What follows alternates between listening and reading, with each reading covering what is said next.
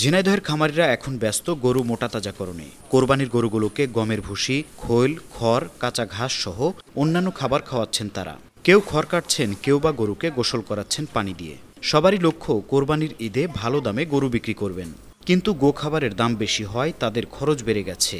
ঈদ ঘনিয়ে আসলেও ঢাকা, চট্টগ্রামের গরুর ব্যাপারীদেরও দেখা পাচ্ছেন না তারা। স্থানীয় বাজারেও নেই তেমন গরুর দাম। এ অবস্থায় আতঙ্ক ছড়িয়েছে শেষ মুহূর্তে ভারতীয় গরু বাংলাদেশে ঢোকানো হবে। সীমান্তের থেকে যদি গরু আনা বন্ধ করে তাহলে আমরা লাভজনক পাবো আশা করছি।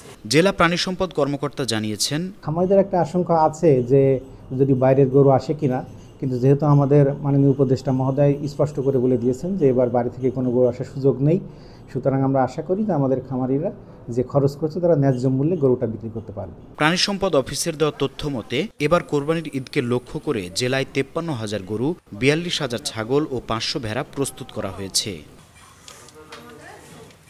Desk report, 52 TV.